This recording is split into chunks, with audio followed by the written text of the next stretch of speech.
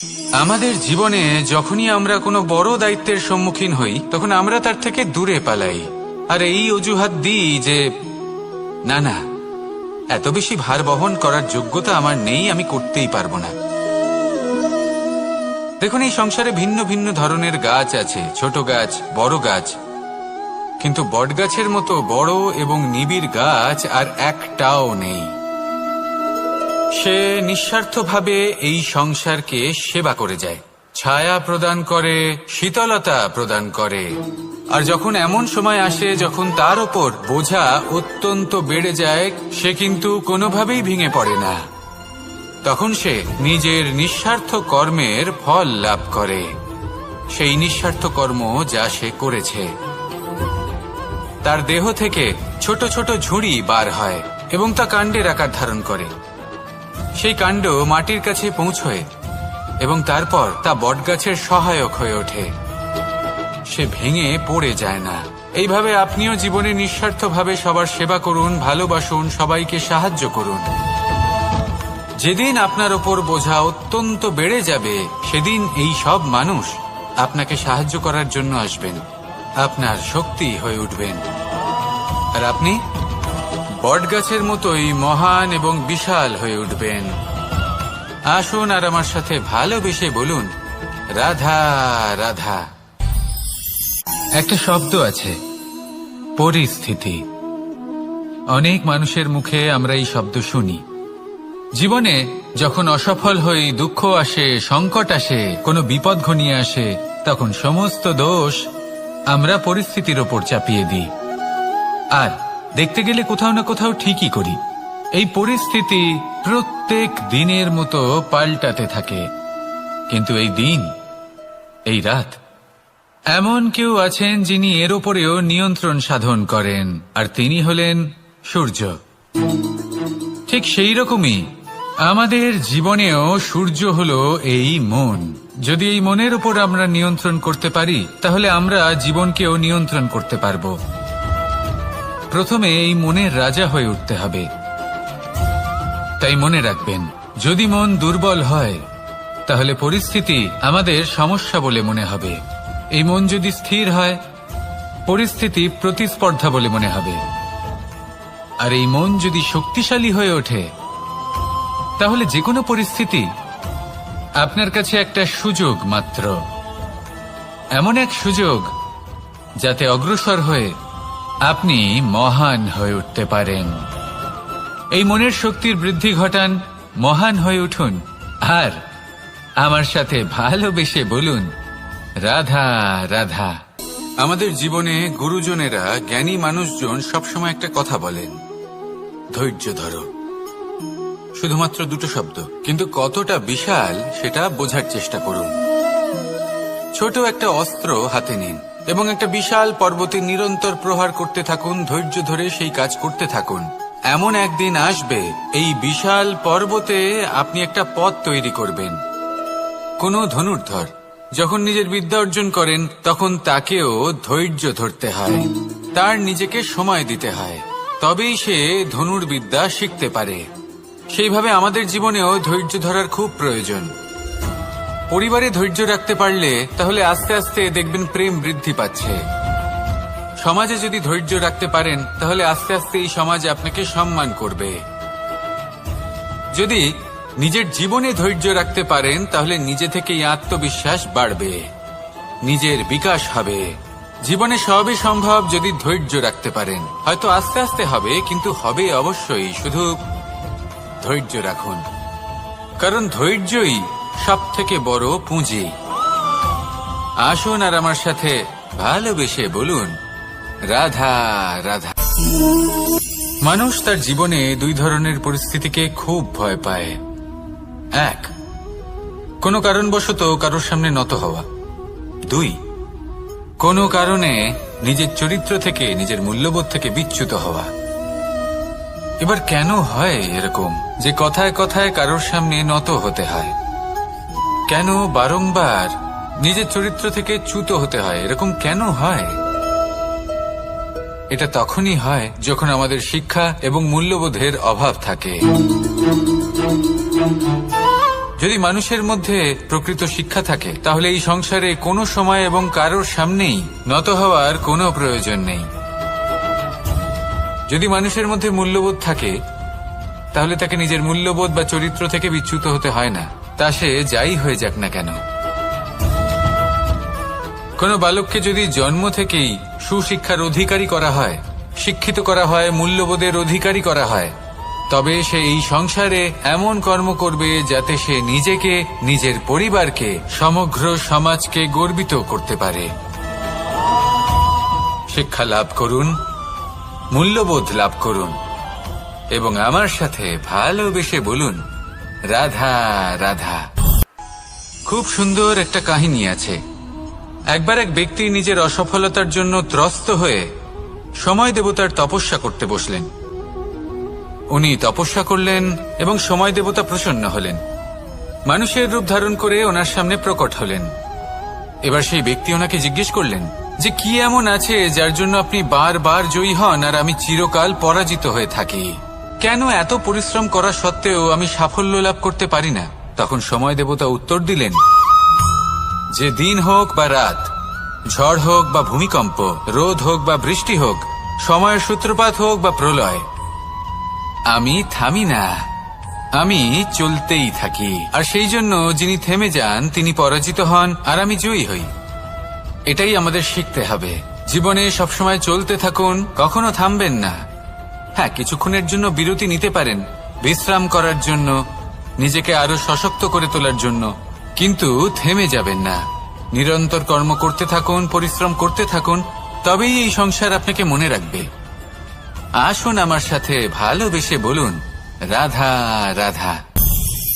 আমাদের সকলের জীবনে একটা লক্ষ্য থাকে যেটা আমরা লাভ করতে চাই। ঠিক যেন একটা প্রতিস্পর্ধা বিদ্যমান যে কে সব থেকে আগে নিজের লক্ষ্যে পৌঁছতে পারবে। আর সেই জন্য আমরা সকলেই খুব তাড়াতাড়ি এগোতে চেষ্টা করি, বড় এবং দীর্ঘ পদক্ষেপ ফেলি যাতে তাড়াতাড়ি নিজের লক্ষ্যে পৌঁছতে পারি। কিন্তু এক অত্যন্ত গুরুত্বপূর্ণ বিষয় আছে, সবসময় লক্ষ্য সামনে থাকবে না, কখনো কখনো তা খুঁজতে হয়। এই যাত্রা খুব কঠিন হতে পারে। আর ঠিক এই কারণেই সবসময় দ্রুত গতিতে চলা বা তাড়াতাড়ি পথে চলা সেটা আবশ্যক নয়। তার থেকেও বেশি গুরুত্বপূর্ণ হলো ভেবেচিন্তে তারপর পথ চলা। যদি ভেবেচিন্তে পদক্ষেপ ফেলেন, চলতে পারেন, তাহলে সেটাই সর্বশ্রেষ্ঠ পদক্ষেপ। কখন কোন দিকে যেতে হবে, কখন কোথায় দিক পাল্টানো যাবে না, কখন গতি বেশি রাখতে হবে, কখন কম, কখন থামবো, কখন চলবো, এই সব কিছুর বিষয় জ্ঞান অত্যন্ত গুরুত্বপূর্ণ এবং ভেবে চিন্তে চলতেই হবে। সেই জন্য শুধু তীব্র গতিতে সামনে এগোলে চলবে না, ভাবনা চিন্তা করে এগোতে হবে।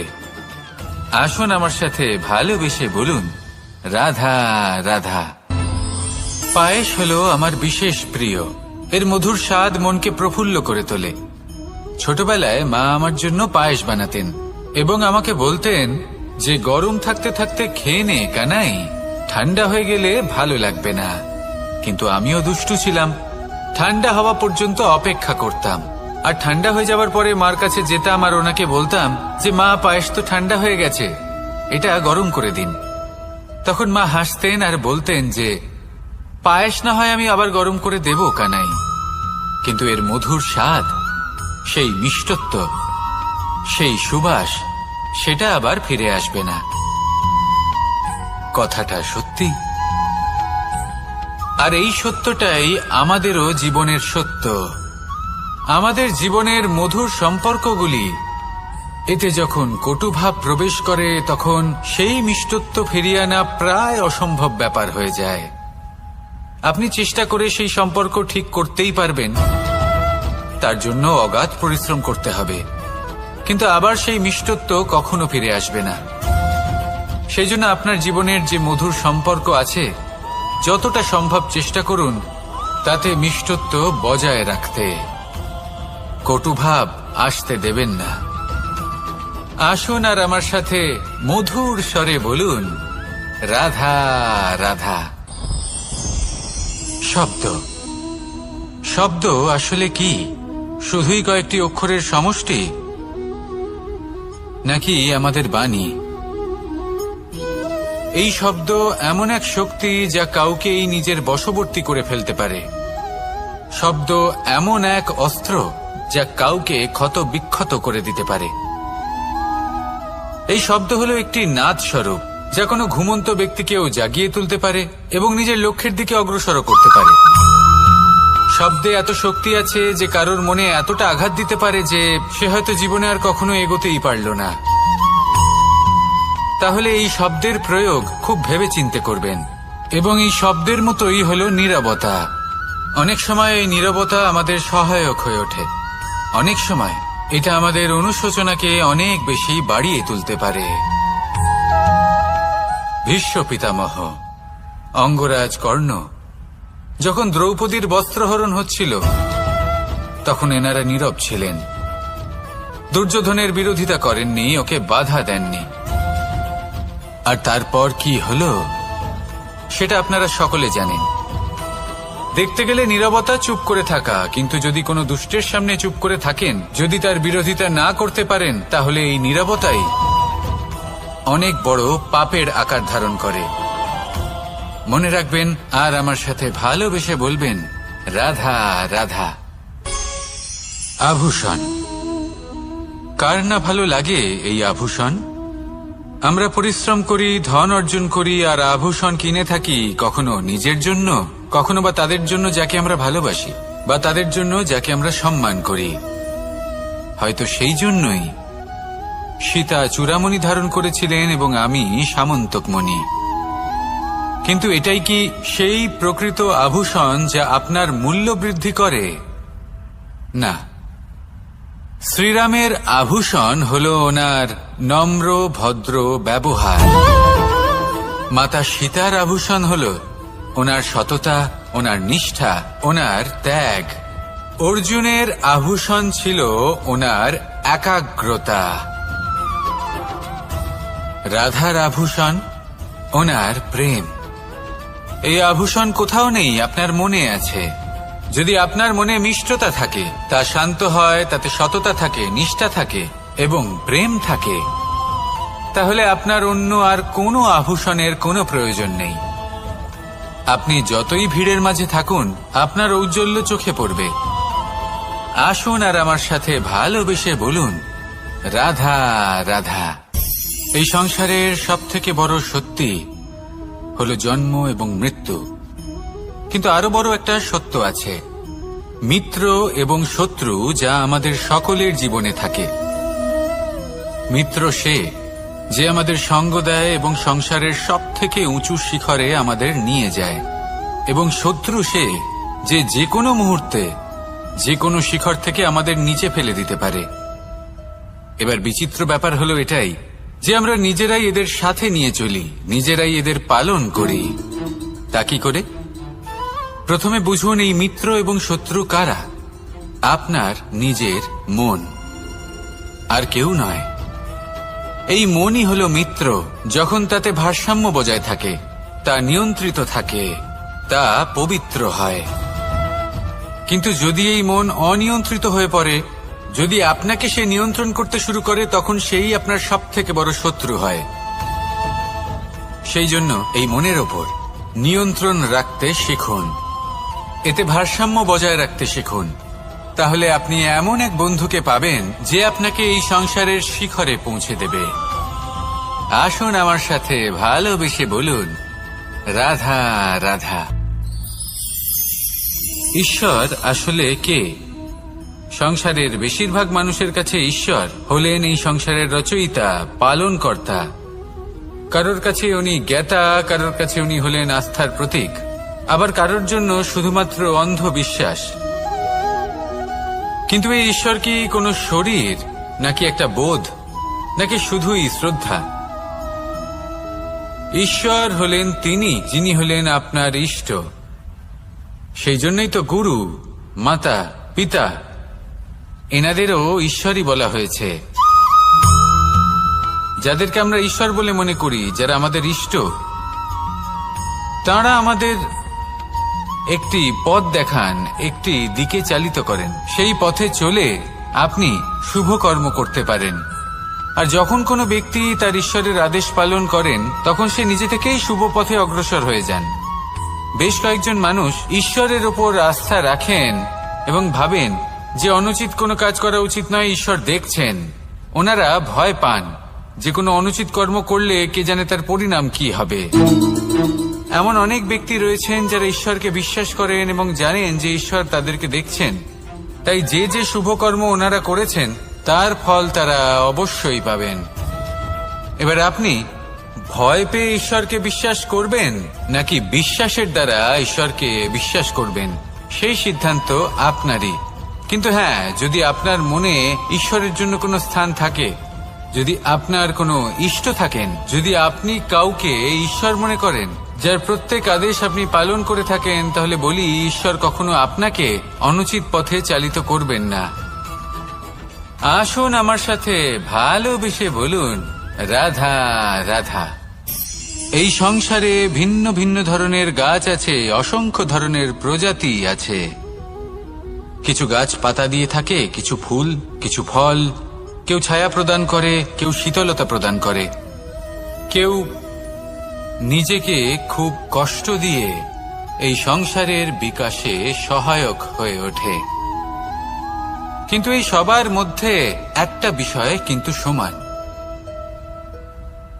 এরা প্রত্যেকেই পাতা ছাড়া, ফুল ছাড়া, ফল ছাড়া জীবিত থাকতেই পারে, কিন্তু কোনো বৃক্ষই শিকড় ছাড়া বেঁচে থাকতেই পারে না। এটাই হলো রাধার।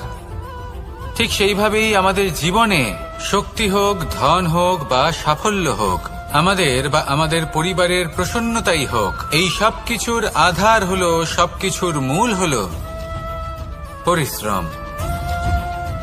তাই জীবনে চিরকাল পরিশ্রম করতে থাকুন।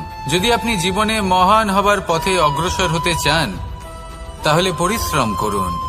এই পরিশ্রম দ্বারাই নিজের পরিবারকে প্রসন্ন করুন, নিজের বন্ধুদের প্রসন্ন করুন, এই সমাজকে গর্বিত করুন।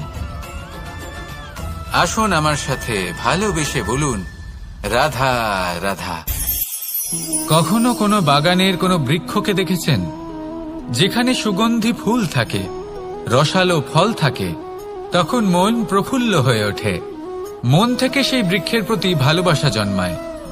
কিন্তু যিনি বাগানের মালিক, শুধুমাত্র তিনিই জানেন যে কিভাবে এই বৃক্ষকে আগলে রাখতে হয়, কিভাবে তার পরিচর্যা করলে এতে সুন্দর সুগন্ধি ফুল হবে, রসালো ফল হবে। কখনো কখনো প্রয়োজনের থেকে বেশি রোদ পেলে এই বৃক্ষগুলি শুকিয়ে যায়, প্রয়োজনের থেকে কম রোদ পেলেও এই বৃক্ষ কিন্তু শুকিয়ে যায়। প্রয়োজনের থেকে কম জল যদি পায়, এই বৃক্ষ শুকিয়ে যেতে পারে। প্রয়োজনের থেকে অতিরিক্ত জল যদি পায়, তখনও এই বৃক্ষের শিকড়গুলি নষ্ট হয়ে যেতে পারে। এবার এটাই কিন্তু আমাদের সংসারের সাথেও হয়। আমাদের সংসারের সকল প্রতিভাশালী ব্যক্তি, যেমন লেখক, বিচারক, প্রবক্তা, যোদ্ধা, এদের সবার ক্ষেত্রে এই কথাটাই প্রযোজ্য। যদি বেশি প্রশংসা করা হয়, তাহলেও এরা হারিয়ে যাবেন। প্রয়োজনের থেকে বেশি যদি নিন্দা করা হয়, তখনও তারা নত হয়ে পড়বেন। তাহলে আপনি এদের রক্ষা করুন এবং নিজেদেরও। মনে রাখবেন একটা কথা,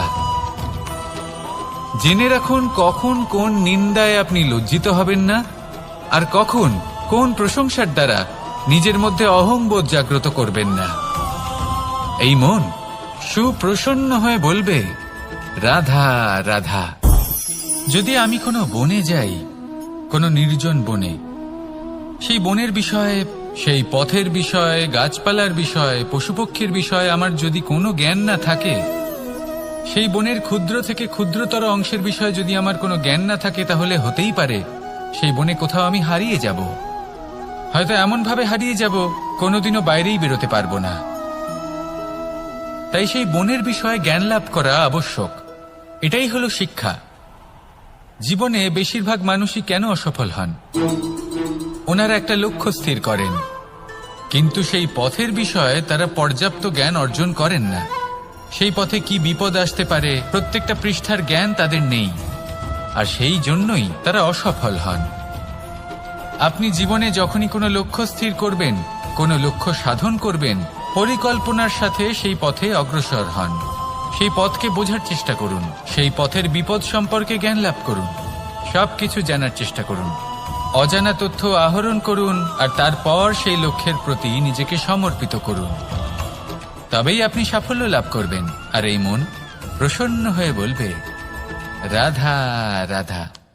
আপনি নিশ্চয়ই কখনো অনুভব করেছেন, যদি কোনো নির্মল ব্যক্তির কাছে গিয়ে বসেন তাহলে মনে নির্মল অনুভূতি হয়, এই মন শান্ত হয়ে যায়। সেইখানেই কোনো দুশ্চরিত্র মানুষের কাছে গিয়ে বসলে এই মন বিচলিত হয়ে যায়। কারণটা কি? কারণ যে ব্যক্তি নির্মল মনের, তিনি সবার মধ্যে নির্মলতা ছড়িয়ে দেন। আমাদের অন্তরে যা থাকে আমরা সেটাই সবার মধ্যে বিতরণ করি। যদি আপনি এই সংসারে শুভ বোধ ছড়িয়ে দিতে চান, তাহলে প্রথমে শুভ গ্রহণ করুন, তা অর্জন করুন। এই সংসারে জ্ঞানের শক্তি লাভ করুন, আর সেই জ্ঞানের শক্তি সংসারে বিতরণ করুন। শান্তি এবং সন্তোষ প্রদান করুন, কারণ যেমন বীজ এই সংসারে বপন করবেন তেমনই ফল আপনি লাভ করবেন। যেমন দেবেন তেমন ফিরেও পাবেন। এই সংসারে জ্ঞান প্রদান করুন, শান্তি প্রদান করুন, সন্তুষ্টি প্রদান করুন। এই সংসারে ভালোবাসা বিতরণ করুন, আর এই প্রেম ভাব নিয়েই বলুন, রাধা রাধা। এই সংসারে দুই ধরনের মানুষ দেখা যায়, এক সরল, দুই জটিল। এবার এই যে সরল ব্যক্তি থাকে তাদের এই সমাজ দুর্বল মনে করে। এমনিতে দেখতে গেলে জলও সরল, বায়ুও সরল। ওনারা যেদিকে চাইবেন প্রবাহিত হতে পারেন, এনাদের যে আকার দেবেন সেটাই ধারণ করবেন। কিন্তু এরা বাস্তব রূপ ধারণ করলে তখন কি হয়? এই জল এমন এক ধারায় পরিণত হয় যে অনেক বড় বড় পাথরকে খণ্ডিত করে দিতে পারে। এই বায়ু এমন এক চক্রবাতে পরিণত হয় যা সংসারে বিনাশ ডেকে আনে। তাই যে ব্যক্তি সরল, তার সরলতাকে সম্মান করুন, তাকে সম্মান করুন, তাকে ভালোবাসা দিন। আর আমার সাথে ভালোবেসে বলুন, রাধা রাধা। খেলা খেলতে কে না ভালোবাসেন? আমরা প্রত্যেকেই যখন সময় পাই, সুযোগ পাই, তখনই আমরা কোনো খেলা খেলি। খেলার সময় দুই ধরনের মানুষ ওখানে থাকেন, এক যারা অংশগ্রহণ করেন, আর দুই যারা দেখতে থাকেন, যারা দর্শক হয়ে দেখেন, যারা নিজের পক্ষের বিজয়ের ফলে উচ্ছ্বসিত হয়ে থাকেন, পরাজয়ের ফলে শোক পালন করেন, পরামর্শ দিয়ে থাকেন। আর বিজয়ী কে হন? বিজয়ী তিনি হন যিনি অংশগ্রহণ করেন। নির্বাচন আপনাকে করতে হবে, আপনি কি করতে চান? আপনি কি খেলোয়াড় হতে চান, নাকি আপনি দর্শক হতে চান? যদি আপনি বিজয়ের আনন্দ লাভ করতে চান, সেই রোমাঞ্চ অনুভব করতে চান, তাহলে খেলতে হবে। ময়দানে আপনাকে নামতেই হবে। পরাজয়ের সম্ভাবনার ভয়ের সাথে আপনাকে লড়াই করতেই হবে। বিপক্ষের আহ্বানকে স্বীকার করতেই হবে, খেলোয়াড় হয়ে উঠতে হবে। তবেই এই বিজয়ের সম্ভাবনা থাকবে। আসলে কি, দর্শক হয়ে পরামর্শ দেওয়া অত্যন্ত সহজ, ময়দানে নেমে অংশগ্রহণ করা অত্যন্ত কঠিন।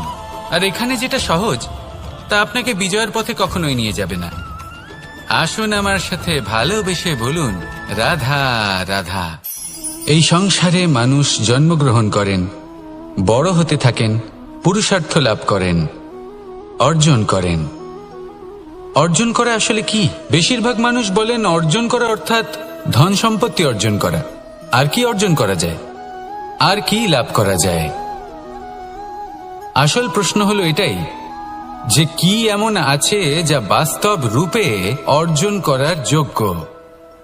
তা হলো ব্যবহার, জ্ঞান এবং সন্তোষ। কেন?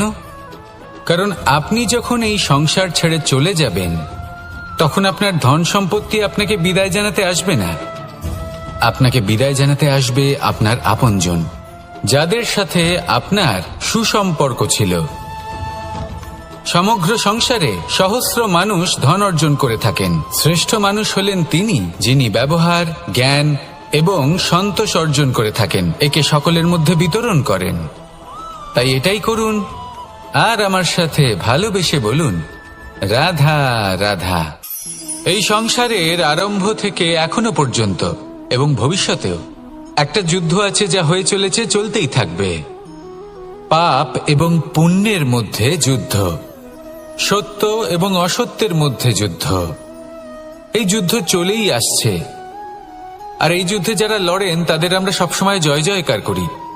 আর যারা এই জয় জয়কার করেন তাদের প্রত্যেকের একটা বিশেষ গুরুত্ব থাকে। যখনই কোনো যোদ্ধা যুদ্ধক্ষেত্রে ক্লান্ত হয়ে পড়ে, শক্তিহীন হয়ে পড়ে, তখন এরা জয় জয়কার করে, শঙ্খ বাজাতে থাকে।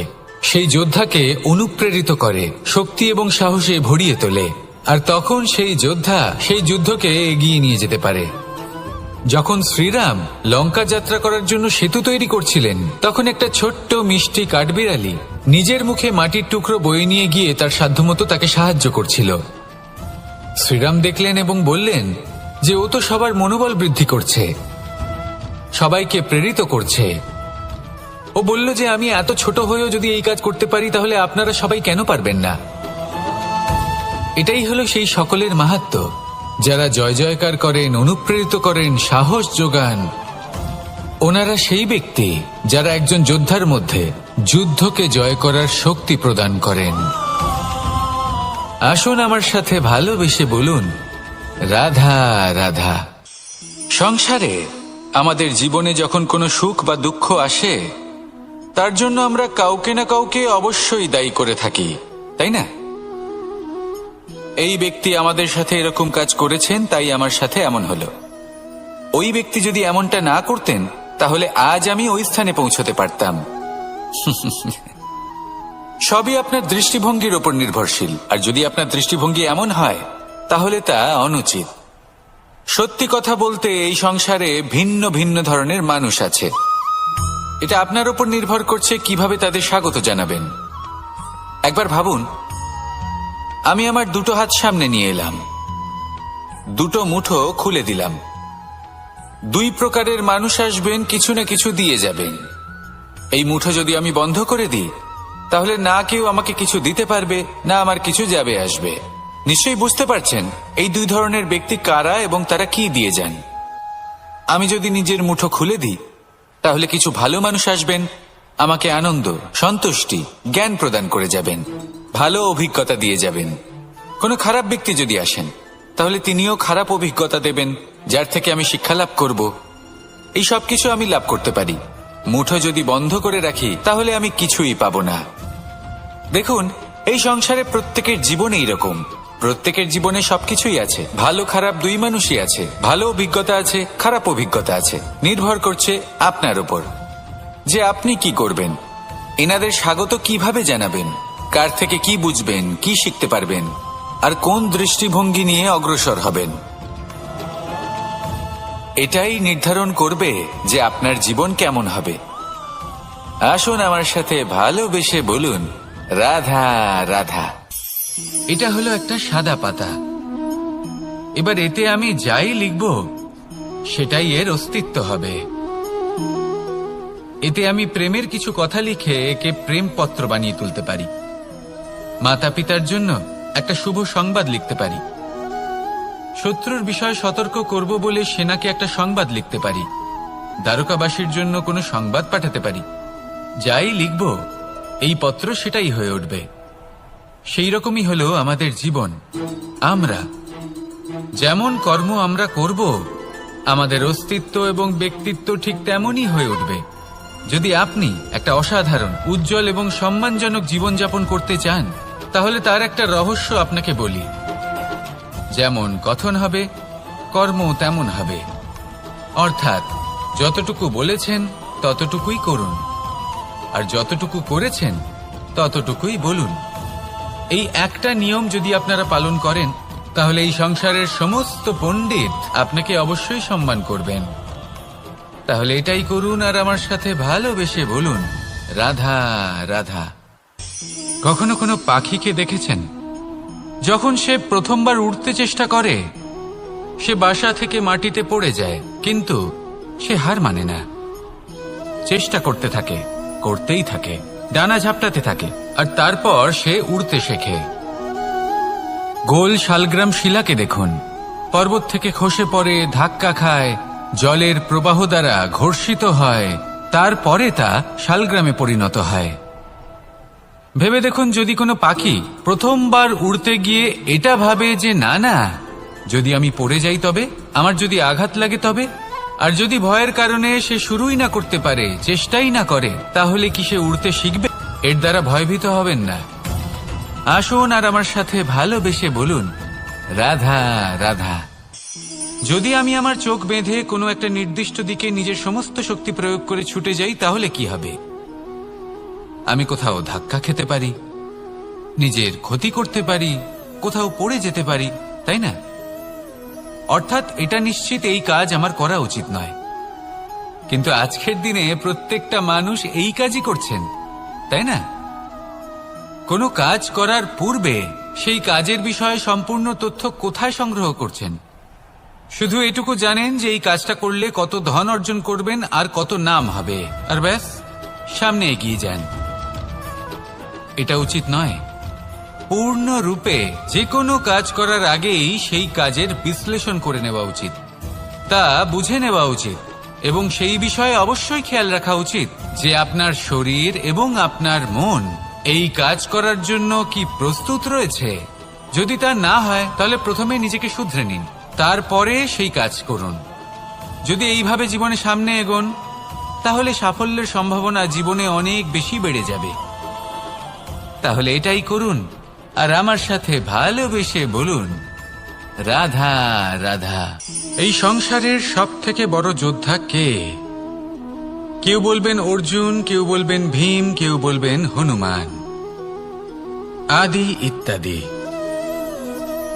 কিন্তু এই সংসারের সব থেকে বড় যোদ্ধা আপনার মনের ভেতরে আছে, আপনার মনের মধ্যে আছে। সেই ব্যক্তি সব থেকে উঁচুতে পৌঁছতে পারেন যিনি নিজের অন্তরের খামতি বুঝতে পারেন, নিজের দোষ বুঝতে পারেন, তার সাথে লড়াই করেন এবং তার উপর বিজয় লাভ করেন। যে ব্যক্তি এটা শিখতে পারেন, যে ব্যক্তি এটার উপর জয়লাভ করতে পারেন, তিনি হলেন সব থেকে বেশি শক্তিশালী, সব থেকে বেশি বীর এবং সব থেকে বেশি পরাক্রমী ব্যক্তি। আমরা সকলে এই সংসারকে পাল্টাতে চাই। তার জন্য প্রথম পদক্ষেপ আপনাকে নিতে হবে, নিজেকে দোষমুক্ত করতে হবে। যদি মানুষ নিজের অন্তরের দোষ বুঝতে পারেন এবং নিজেকে দোষমুক্ত করতে পারেন, তাহলে এই সংসার নিজে থেকেই দোষমুক্ত হয়ে যাবে, তাই না? তাহলে নিজেকে দোষমুক্ত করুন আর আমার সাথে ভালোবেসে বলুন, রাধা রাধা। মানুষের জীবন সবসময় ন্যায় আর অন্যায়ের মাঝে ঘুরপাক খেতে থাকে। প্রত্যেক মানুষের মনে হয় কোথাও না কোথাও তার সাথে অন্যায় হচ্ছে। কেউ বলেন যে ভাগ্য আমার সাথে অন্যায় করেছে, কেউ আবার বলেন এই সংসার আমার সাথে অন্যায় করেছে। আর প্রত্যেকেই ন্যায় বিচার চাইতে বৈঠক দাবি করে বসেন। কখনো এই বিচার গৃহে যান, আবার কখনো ওই বিচার গৃহে। যদি সত্যি কথা বলি, এই সংসারের সব থেকে বড় বিচার গৃহ আপনার কাছেই রয়েছে, আপনার মন। আপনার মনই হলো সব থেকে বড় বিচার গৃহ। এ খুব ভালো করেই জানে কি শুদ্ধ আবার কি অশুদ্ধ, এর শুভ অশুভর জ্ঞান রয়েছে, এ সব জানে।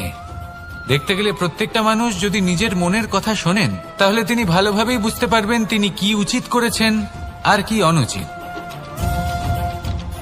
দিনে একবার রাত্রের নিদ্রায় যাওয়ার পূর্বে নিজের সাথে বসুন, চোখ বন্ধ করুন আর বিচার করুন আজ আপনি কি উচিত করেছেন আর কি অনুচিত। আপনার মন সঠিক বিচার তখনই করে দেবে। আসুন আমার সাথে ভালোবেসে বলুন, রাধা রাধা। আপনি কখনো কোনো পাথরের বুক চিরে বয়ে চলা কোনো নদী দেখেছেন? পাথর নদীর সামনে নত হয়ে যায়, তাকে বাধা দিতে চেষ্টা করে কিন্তু কখনো বাধা দিতে পারে না। এই নদী হলো ততটাই শক্তিশালী, কিন্তু এর আরম্ভ কোথা থেকে হয়? দূরে কোথাও কোনো পর্বতের চূড়াতে এক বিন্দু জল ঝরে পড়ে আর তার সাথে হিম গলিয়ে দেয়। তারপর জলের শক্তি বৃদ্ধি পায়, তারপর অনেক বিপদের সম্মুখীন হয় আর অনেক ধরনের বাধা সে অতিক্রম করে। তার শক্তির এতটাই বৃদ্ধি হয় যে তাকে বাধা দেওয়া একেবারেই অসম্ভব ব্যাপার হয়ে যায়। দেখুন, নদী তো মহান বটেই, কিন্তু তাকে মহান করে তুলেছে কে? সেই সকল বিপদ যার থেকে ও কখনো পালায়নি। সেইভাবেই আমাদেরও বিপদ থেকে পালিয়ে গেলে হবে না, তার সম্মুখীন হতে হবে সাহসের সাথে, পূর্ণ শক্তি প্রয়োগ করে। তবেই আমরা শিখতে পারবো, তবেই আমরা সামনে এগোতে পারবো। যদি আপনি জীবনে কুন্দন হয়ে উঠতে চান, তাহলে জ্বলন সহ্য করতেই হবে। আসুন আমার সাথে ভালোবেসে বলুন, রাধা রাধা। এ হলো গোলাপ ফুল। একে আমরা সকলেই চিনি। সমগ্র সংসার ভালোবাসে এই পুষ্পকে। এই ফুল দেখতেও সুন্দর। সবথেকে বেশি গুরুত্বপূর্ণ কথা হলো এর সুগন্ধ, যা দূর দূরান্ত থেকে ব্যক্তিদেরকে আকৃষ্ট করে। এই সুন্দর পুষ্প একটু মন দিয়ে দেখলেই দেখা যায় এর নিচে কাঁটা রয়েছে। এই সংসার বলে, এ প্রকৃতির কেমন রচনা, এত কোমল পুষ্প, এটা কি তীক্ষ্ণ কাঁটা সহ প্রস্ফুটিত হয়? এটাই হলো জীবনের সত্য। আমাদের অন্তরের সদ্গুণ, সেগুলিও এই ফুলের মতোই সুন্দর। সংসার এর সৌন্দর্য দেখতে পায়, এর সুগন্ধ চতুর্দিকে ছড়িয়ে পড়ে। কিন্তু এই সদ্গুণ জাগ্রত করে তোলার জন্য কঠোর পরিশ্রম করতে হয়, প্রতিনিয়ত চেষ্টা করে যেতে হয়।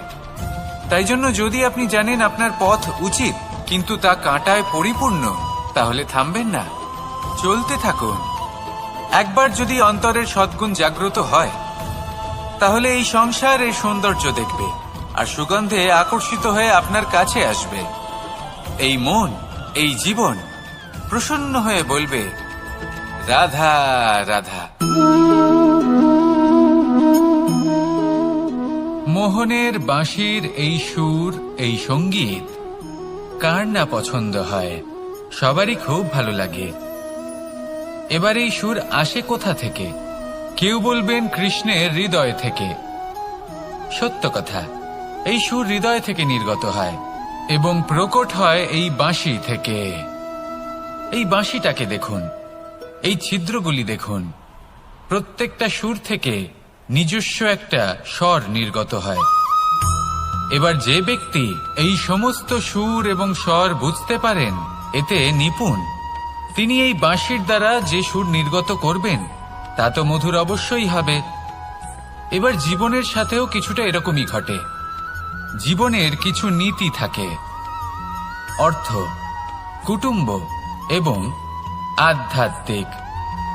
যদি জীবনের প্রত্যেকটা মুহূর্ত সুখময় হয় এরকম আপনি চান, তাহলে এই তিনটি নীতিতে আপনাকে নিপুণ হতে হবে।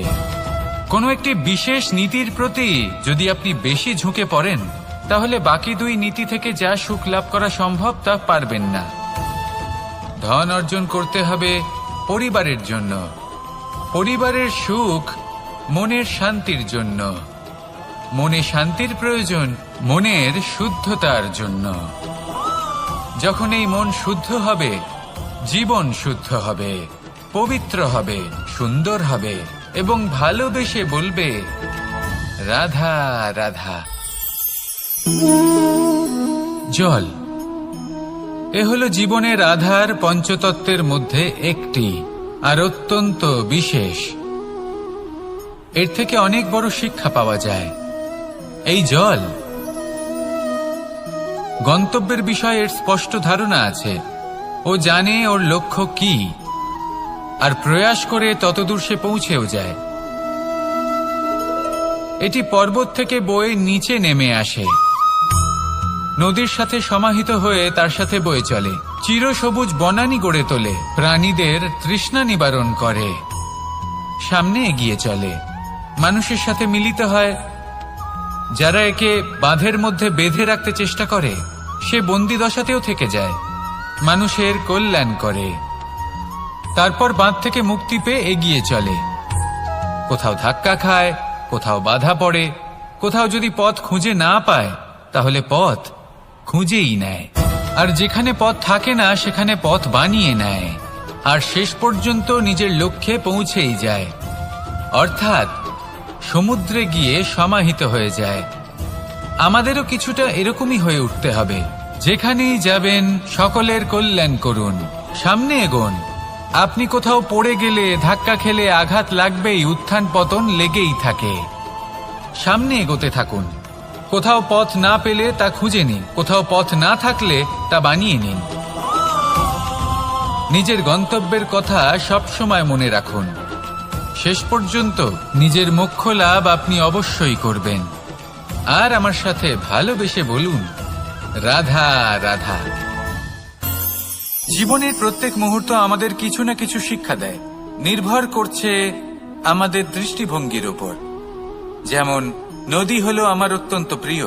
নদীতে ভ্রমণ করতে আমার খুব ভালো লাগে। কি বলেন?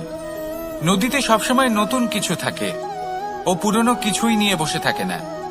সবসময় প্রবাহমান, কখনো থামে না। ততক্ষণ থামে না যতক্ষণ না সাগরে গিয়ে সমাহিত হচ্ছে।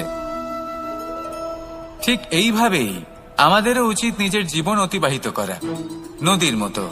প্রত্যেক মুহূর্ত নতুন, তাই সেইভাবেই জীবন যাপন করুন। পুরনো কিছুই একত্রিত করে রাখবেন না।